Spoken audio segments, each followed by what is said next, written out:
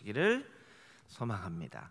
오늘은 추수감사절을 맞아서 읽은 시편 23편 말씀 통해서 생명의 강가에서라는 제목으로 은혜를 나누도록 하겠습니다.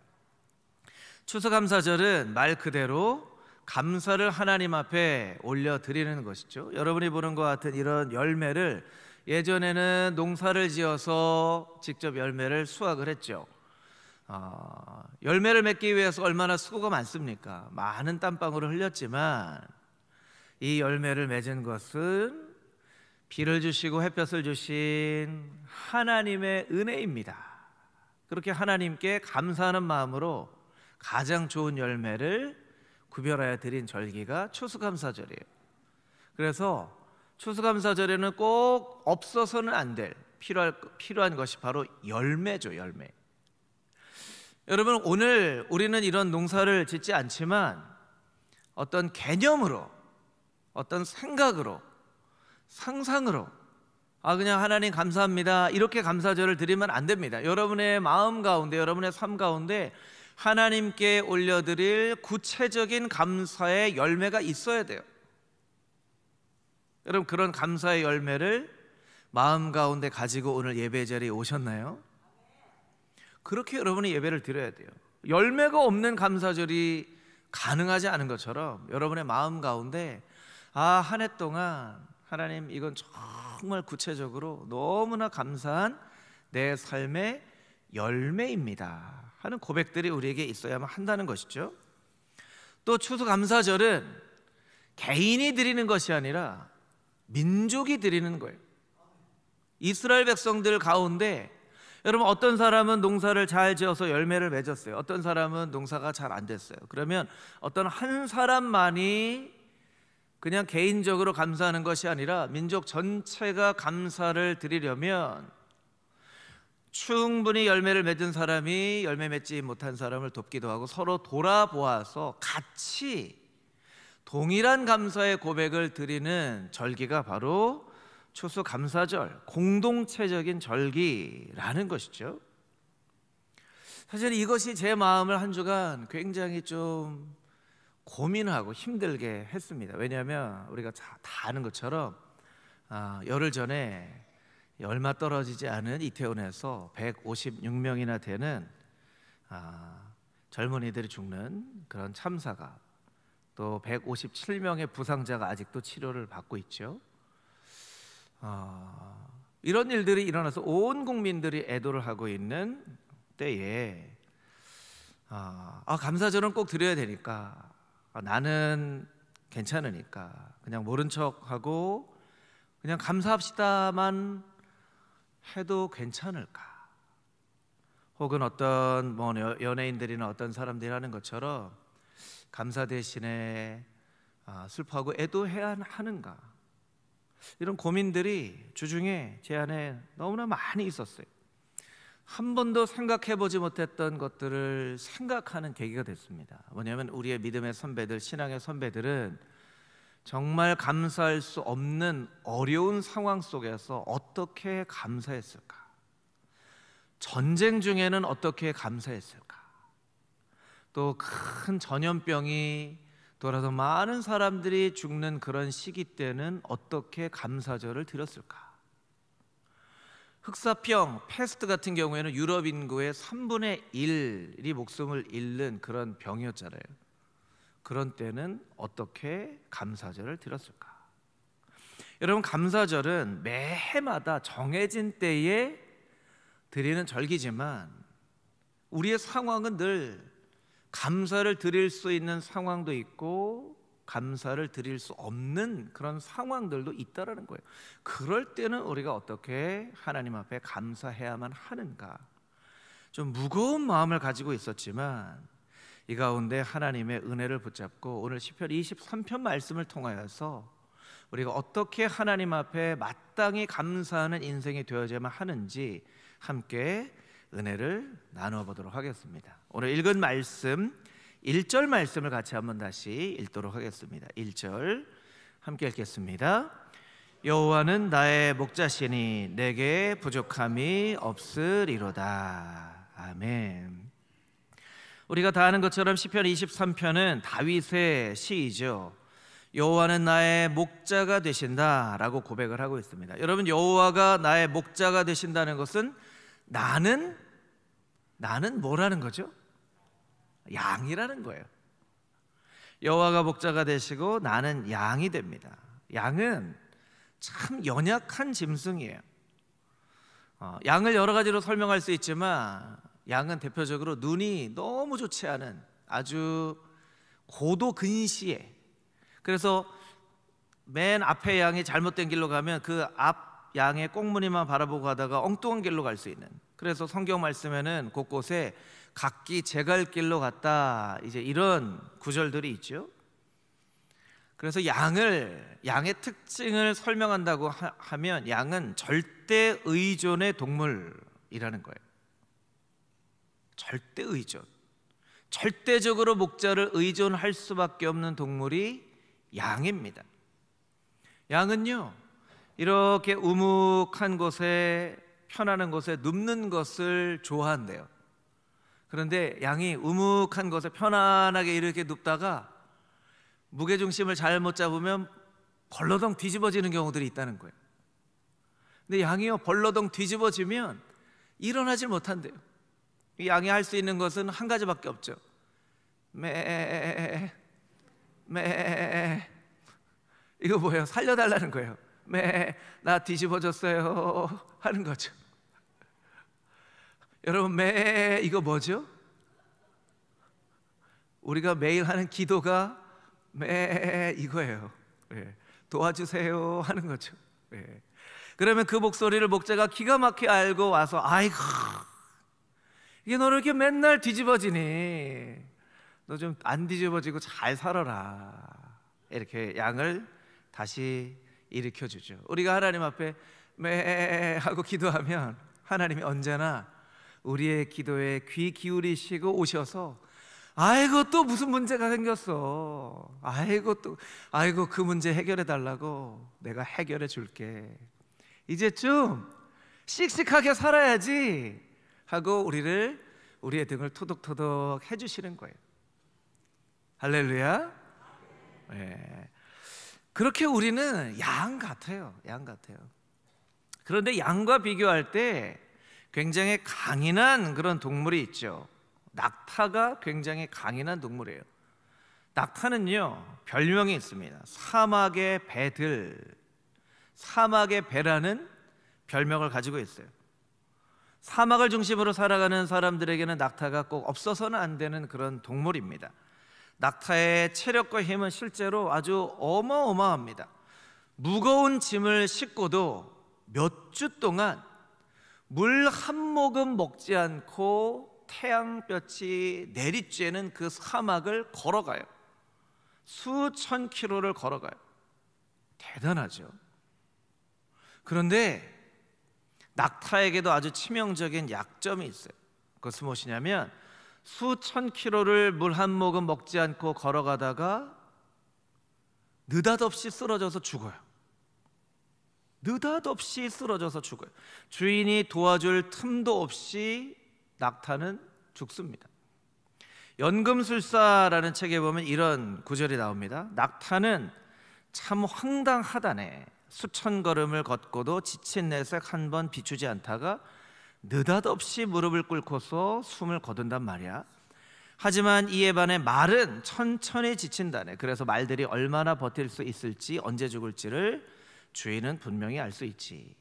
그러니까 말은 지쳐요. 그러면 지친 모습을 보면, 아이고 말 너도 좀 쉬어라, 그리고 물도 주기도 하고 좀 천천히 가기도 한단 말이에요. 그런데 낙타를 보면요, 낙타는 씩씩해요. 낙타 너 괜찮아? 물 일주일 동안 안 먹었는데 괜찮아? 근데 낙타가 씩씩해. 2주 동안 그렇게 태양볕에 걸어가도 괜찮아? 씩씩해. 근데 어느 날 갑자기 쓰러져서 죽어요.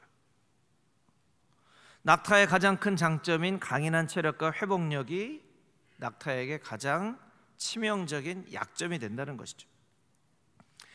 자, 여러분에게 한번 제가 물어보겠습니다. 우리는 양 같은 존재인가요? 낙타 같은 존재인가요? 양 같은 존재예요? 낙타 같은 존재예요? 네, 양 같은 존재죠. 예, 우리는 양 같은 존재예요. 하나님을 절대적으로 의존하지 않고는 살아갈 수 없는 그런 존재예요.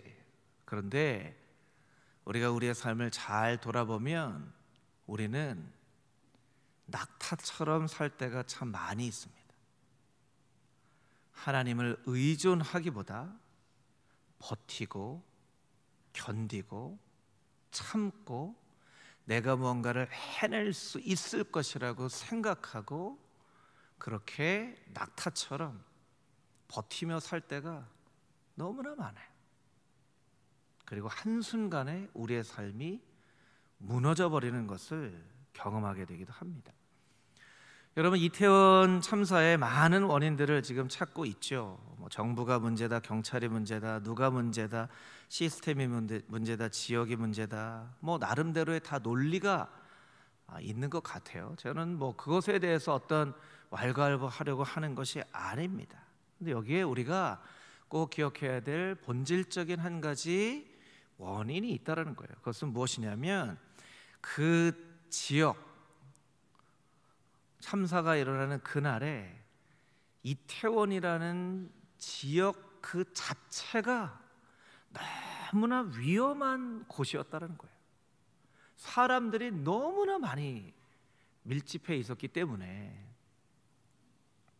사고가 그곳에서 안 났더라도 어느 곳에서 사고가 나더라도 이상하지 않을 만큼, 여러분, 상식적으로 사람이 서서 압살을 당해서 죽는다는 게 그게 이해가 되는 일인가요? 그건 도저히 이해가 안 되는 일이에요. 사고가 나니까 여러 사람들이 막 전화를 겁니다. 혹시 아는 사람, 지인, 가족 중에, 자녀들 중에 누가 이태원에 가지는 않을까 하고 막 전화를 합니다. 저도 전화를 하고 전화를 받기도 하는데요. 제가 아는 친구가 갔더라고요. 근데 무슨 얘기를 하냐면 갔다가 사람이 너무 많아서 여기는 가면 안 되겠다 그러고 돌아왔다는 거예요. 어떤 외국 여성이 텔레비전에서 인터뷰를 하는데 지하철역에서 사람이 폭포수처럼 쏟아져 내려서 너무 두려웠다. 그래서 그곳에 갈 수가 없었다. 그런 얘기를 하더라고요. 이미 어떤 사람들은 위험을 인지하고 있었습니다. 이것이 너무나 위험하구나. 이것이 굉장히 두렵구나. 전철역에서부터 두렵구나. 근데 어떤 사람들은 너무나 위험하구나. 이거 큰일 나겠네 하면서 갔다가도 돌아온 사람도 있고, 괜찮아. 무슨 일이 있겠어 하고 그런 상황 속에서도 그 안으로 들어간 그런 사람도 있었다는 거예요. 스스로 양처럼 생각을 했던 사람들은 어떻게 보면 살고, 낙타처럼 괜찮아 라고 생각했던 사람들 중에는 생명을 잃은 사람들도 있었다는 것입니다. 저는 이것에 대해서 뭔가 잘잘못을 따지려고 하는 것이 아닙니다. 이것은 우리의 삶 가운데도 언제든지 일어날 수 있는 그런 일이에요. 여러분, 아무리 젊어도, 아무리 강인한 체력을 가져도, 아무리 지혜가 있어도, 아무리 나를 보호해 줄 수 있는 보호막이 있어도, 여러분, 우리를 보호해 줄 수 있는 분은 오직 하나님 한 분밖에 안 계시다는 것을 우리는 알아야 됩니다. 여러분은 오늘 아마 당연하게 눈을 뜨고 당연하게 교회에 나오셨을 거예요. 우리는 왜 매일 아침 눈 뜨는 것을 그렇게 당연하게 여기고 당연하게 산다고 생각을 하죠? 여러분, 오늘 아침 그렇게 당연하게 눈 떴어야만 하는 사람들 중에 당연하게 눈 뜨지 못한 사람들도 있다는 거예요. 어제까지 건강했지만 오늘 당연하게 눈 뜨지 못한 사람도 있다는 거예요. 여러분, 사건 사고가 예고를 하고 일어나나요? 예고 없이 나타나는 거예요. 사건 사고가 나이가 많이 드신 분들에게만 나나요? 젊은이들에게도 나는 거예요.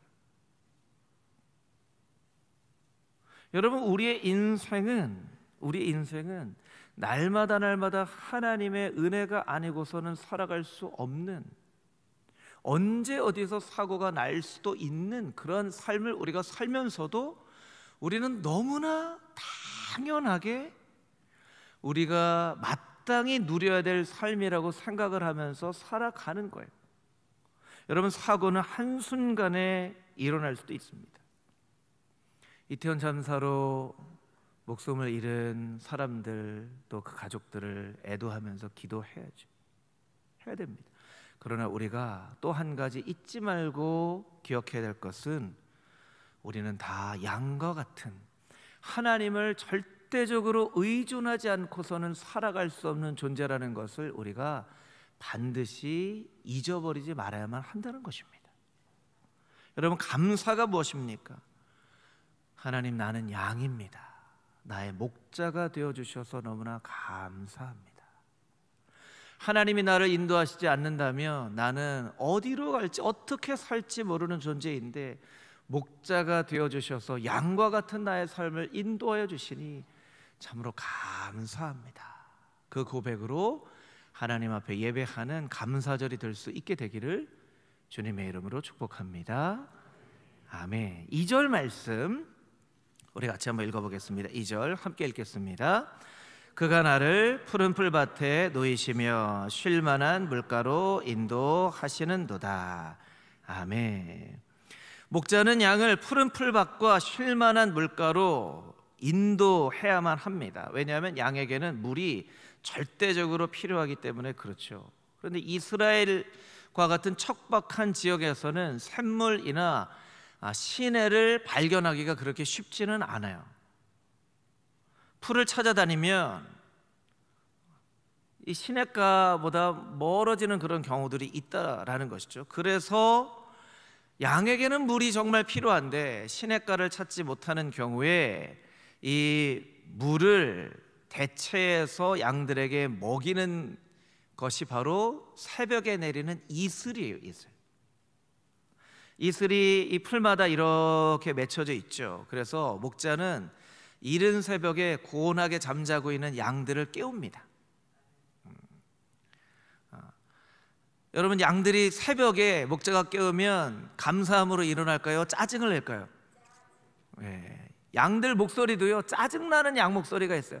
매, 이거는 기분 좋을 때 하는 거고요. 매, 이건 짜증날 때 하는 거예요. 왜 깨워? 하는 거죠. 왜 깨워?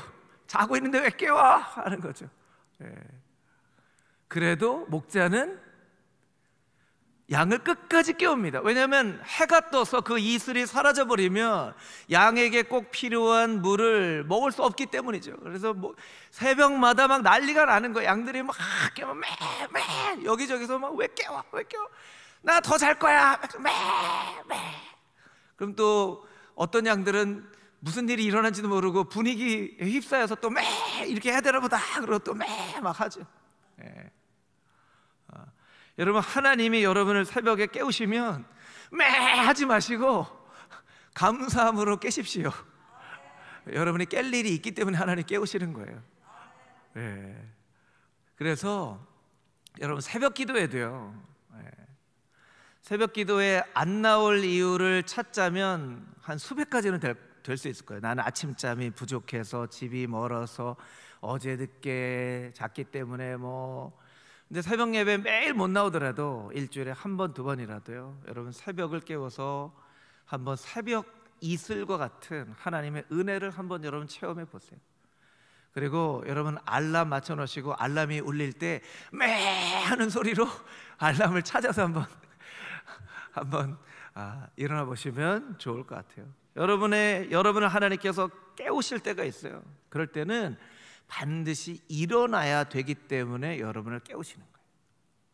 그러면 깨어서 하나님의 인도하심을 경험해야 되겠죠. 성경에 보면 이슬이라는 표현이 굉장히 많이 나옵니다. 두 구절만 참고절로 한번 읽어볼까요? 신명기 32장 2절 말씀 우리 같이 읽겠습니다. 내 교훈은 비처럼 내리고 내 말은 이슬처럼 맺히나니 연한 풀 위에 가는 비 같고 채소 위에 단비 같도다. 내 말은 이슬처럼 맺히나니. 하나님의 말씀이 이슬처럼 맺히는 거예요. 아침마다 맺혀지는 그 이슬을 먹으면서 물을 공급받는 것처럼 그렇게 하나님의 말씀이 이슬처럼 맺힌다는 거예요. 호세아 14장 5절 말씀 우리 같이 읽어보겠습니다.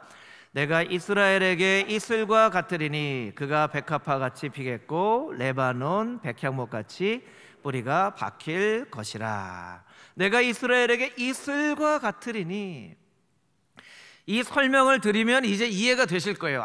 왜 하나님이 이슬과 같다라고 말씀하시는지, 이것이 양에게 꼭 필요한 것이기 때문에 이런 표현을 하는구나. 우리 찬송가 442장에도 보면 저장미꽃 위에 이슬, 이 찬양 있죠. 저장미꽃 위에 이슬 아직 맺혀 있는 그때에 귀에 은은히 소리 들리니 주 음성 분명하다.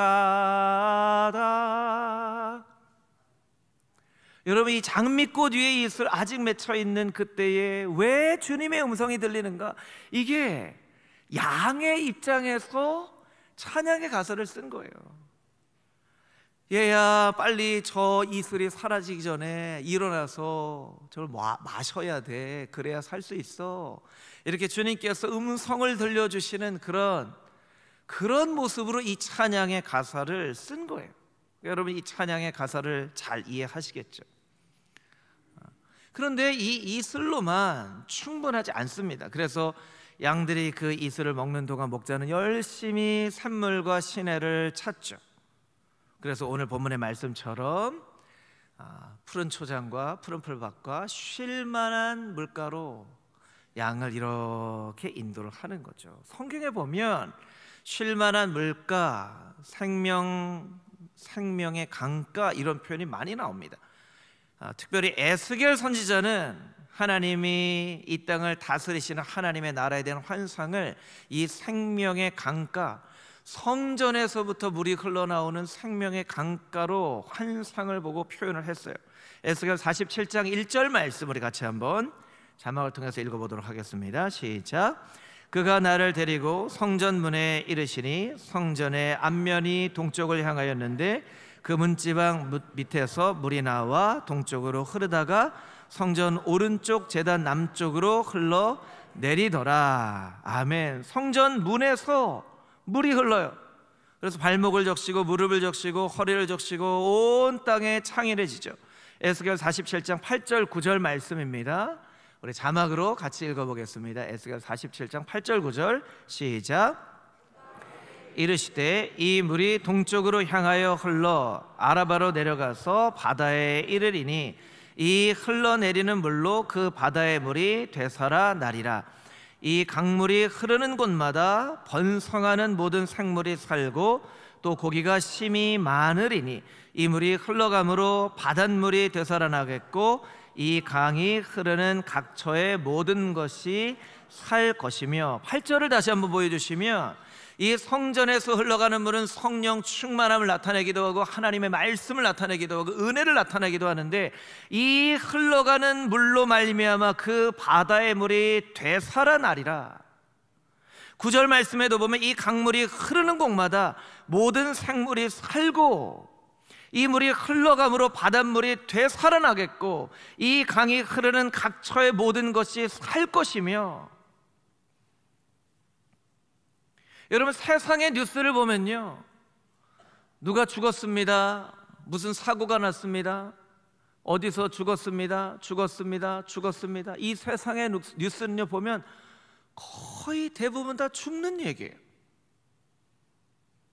그런데 하나님의 말씀, 굿뉴스, 복음은 살고 되살아나리라, 살고 살아나겠고 모든 것이 살 것이며, 세상의 뉴스와 다르게 굿뉴스, 복음은 살겠고라고 말씀을 해주시는 거예요. 근데 우리는 세상의 뉴스에는 굉장히 관심이 많아요. 세상의 뉴스는 자꾸 들어요. 그런데 하나님의 복음의 말씀은 자꾸 들으려고 하지 않고 하나님의 말씀에는 자꾸 귀 기울이려고 하지 않는다는 거예요. 살겠고 살겠고 살겠고 하시는데 왜 우리는 하나님의 말씀에 그렇게 귀 기울이지 않느냐는 거예요. 여러분, 하나님의 말씀, 굿뉴스, 좋은 뉴스를 우리가 날마다 들어야 됩니다. 그래야 우리가 살아나는 거예요. 살겠고 살겠고 살겠고, 이 강이 흐르는 각처의 모든 것이 살 것이며, 아멘, 이렇게 고백을 해야죠. 요한계시록 22장 말씀 가운데에도 이런 비슷한 말씀이 있습니다. 요한계시록 22장 1절 2절 말씀 우리 같이 읽어보겠습니다. 또 그가 수정같이 맑은 생명수의 강을 내게 보이니 하나님과 및 어린 양의 보좌로부터 나와서 길 가운데로 흐르더라. 강 좌우에 생명나무가 있어 12가지 열매를 맺되 날마다 그 열매를 맺고 그 나무 잎사귀들은 만국을 치료하기 위하여 있더라. 1절 보여주시면 생명수 강을 보여주시는데, 동일하게 에스겔 선지자의 환상처럼 어린 양의 보좌로부터 이 생명수강이 흘러나와서 길 가운데로 흘러가죠. 이 생명수강이 흘러가는 좌우에 생명나무가 있어서 12가지 열매를 달마다 맺는데, 이 나무 잎사귀들은 만국을 치료하기 위하여서 있더라. 여러분, 하나님이 천지를 만드실 때 에덴 동산에도 강이 있었어요. 마지막 요한계시록의 말씀에도 강이 있었어요. 생명의 강이 흐르고 있어요. 여러분, 우리의 삶 가운데에도 생명의 강이 흘러야만 합니다. 생수의 강이 흘러야만 해요. 여러분, 우리의 삶 가운데 생수의 강 어디에 있습니까? 꼭 필요한 생수의 강 어디에 있습니까? 한번 우리가 생각을 해볼 필요가 있다는 것이죠. 영성가인 헬리나 오웬은 한때 뉴욕에서 에이즈에 걸려서 이제 죽음의 기로에 서 있는, 죽음을 기다리고 있는 호스피스 병동에 있는 환자들을 이렇게 돌보는 그런 봉사를 했었다고 합니다. 헬리나 오웬이 자신의 글에서 자신이 만난 죽음 앞에 있는 환자들에 대해서 어떻게 이야기를 하냐면, 이 사람들은 굉장히 다 친절하고 사랑이 많은 그런 사람들이었다라는 거예요. 내가 만난 환자들, 그들은 너무나 사랑이 많고 사랑을 받고 싶어하고 사랑을 하고 싶어하는 사람들이었습니다. 그러나 그들의 그토록 원하는 그 사랑이 그들 스스로를 죽여가고 있었습니다. 그들은 너무나 사랑받고 싶어 했지만 그 사랑이 스스로를 죽여가고 있다는 거예요. 여러분, 왜 그토록 많은 젊은이들이 이태원에 그렇게 몰렸을까요? 지난 3년간 너무 힘들었기 때문이죠. 지난 3년간 우리가 코로나 때문에 얼마나 힘들었습니까? 거리두기에, 격리에, 마스크에, 모임도 하지 못하고, 어른들은 그래도 성숙해서 이것들을 잘 참고 견디지만 젊은 이 사람들은 너무너무 힘들었던 3년을 지나고 나서 이제 길거리에 다니면서도 마스크를 안 써도 된다고 하고 하니까, 이 할로윈이라고는, 여러분, 우리가 언제부터 할로윈을 이렇게 축제처럼 즐겼습니까?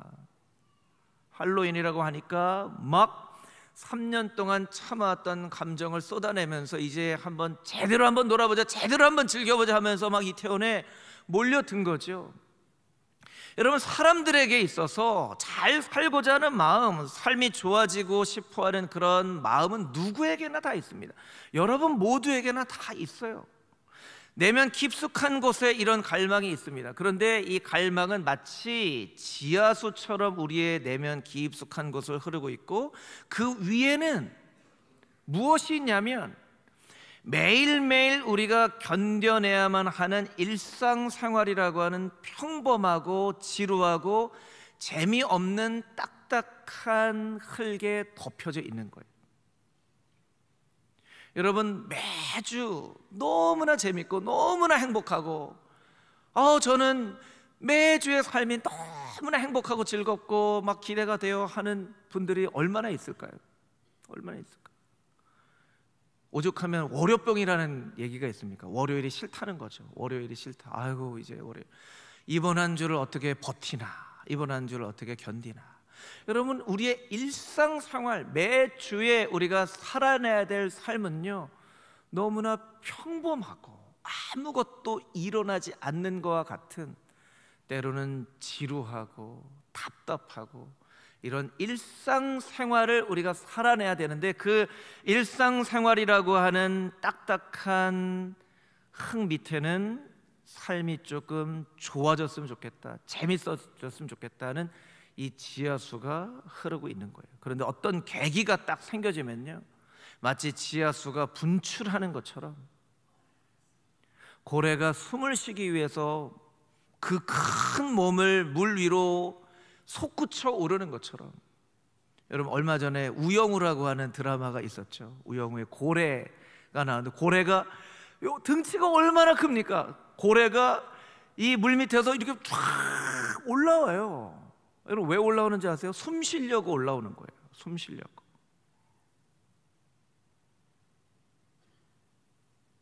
우리 내면에 깔려있는 정말 제대로 한번 살아봤으면 좋겠다고 하는 것이 어떤 계기가 생기면 이렇게 분출이 되는데, 이게 잘못 분출이 되면 사고가 생기는 거예요. 잘못 분출이 되면. 여러분 이태원 뿐이겠습니까? 이태원 참사가 마지막 참사가 되어야 되겠지만 제2의 제3의 이태원 참사가 어느 곳에서 어떻게 일어날지 우리는 알지 못합니다. 우리 내면에 있는 이 좋아졌으면 하는 이 감정이 잘 해소가 되어질 수 있게 되어야만 한다는 거예요. 코로나 시기 가운데 너무나 슬픈 이야기들을 저는 듣게 됩니다. 10수년간 하나님의 말씀을 열심히 전하던 제가 알던 목회자가 갑자기 목회를 그만두었다는 얘기를 들었어요. 왜 갑자기 목회를 그만뒀대? 몰라, 그냥 갑자기 그만뒀대. 뭐 한대? 세탁소 한다고.